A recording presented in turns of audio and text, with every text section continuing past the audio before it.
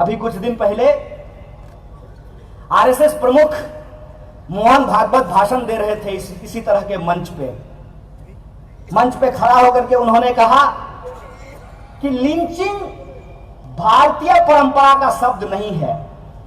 ठीक बात है, लिंचिंग अंग्रेजी का शब्द है, भारतीय परंपरा का शब्द नहीं है। लेकिन ए मोहन भागवत जी, सुबह उठ करके डंडा लेकर के जो आप शाखा में ऐसे करके हाथ उठा के प्रणाम करते हैं, यह कौन सी भारतीय परंपरा में प्रणाम करने का तरीका है, यह हमको समझा दीजिए।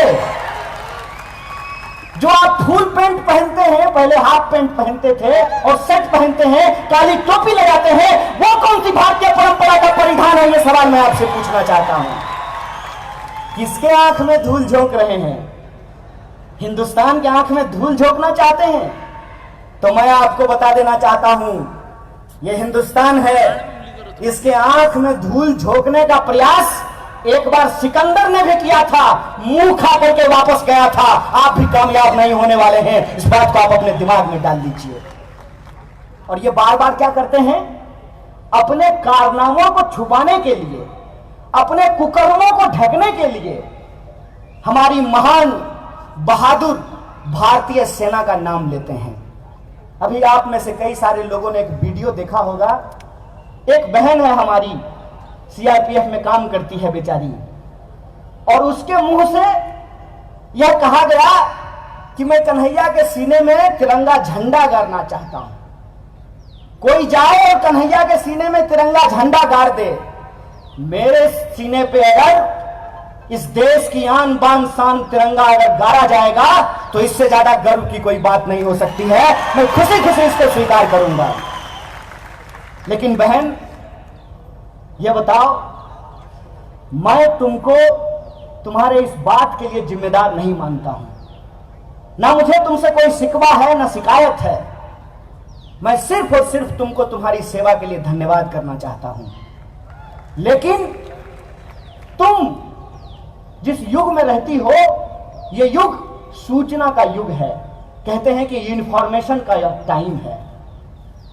दुर्भाग्य की बात यह है कि तुम्हारे पास इंफॉर्मेशन नहीं, मिस इंफॉर्मेशन पहुंचा है। अगर इंफॉर्मेशन पहुंचा होता तो तुमको पता होता मेरी बहन कि जिस सीआरपीएफ में तुम काम करते हो, उसी सीआरपीएफ में काम करते हुए मेरा एक भाई वीरगति को प्राप्त हुआ था, उसको शहादत हुई थी। तुम हमारे खिलाफ नहीं बोलती, तुम हमारे साथ आकर के खड़ा होती।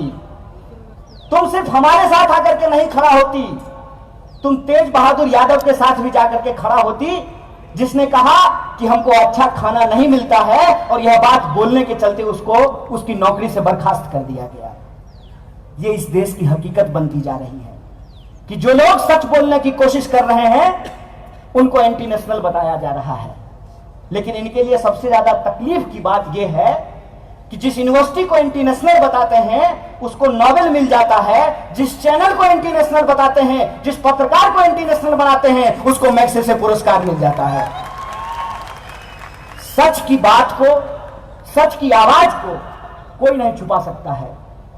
आप जितनी भी कोशिश कर लें, लोगों के हाथ में आप तिरंगा के नाम पर जो इस देश की सभ्यता और संस्कृति है उसको जो आप खराब करने की कोशिश कर लें, ये कोशिश में आप कामयाब नहीं होने वाले हैं। हमको मालूम है कि आपके पक्ष में चीजें चली गई हैं। पक्ष में चीजें कैसे चली गई हैं? तो आपको जो आज सत्ता करने का मौका मिला है, उसमें सिर्फ आपकी काबिलियत नहीं है, उसमें विपक्ष का नकारापन भी शामिल है। अगर विपक्ष का नकारापन नहीं होता, अगर विपक्ष ने ऐतिहासिक गलतियां नहीं की होती, तो आज आपको सत्ता पर काबिज होने का मौका नहीं मिलता। लेकिन याद रखिएगा कि आप पॉलिटिकल पार्टी को डरा सकते हैं। जो लोग राजनीति में भ्रष्टाचार करके पैसा जमा कर लिए हैं, उनको आप ईडी से धमका सकते हैं, उनके घर पे आप सीबीआई भेज सकते हैं। लेकिन हम तो कबीर को मानने वाले लोग हैं। कबीरा खरा बाजार में सबकी मांगे खैर, ना केहू से दोस्ती ना केहू से बैर। हम ईडी से नहीं डरने वाले हैं गुरुजी, हम सीबीआई से नहीं डरने वाले हैं।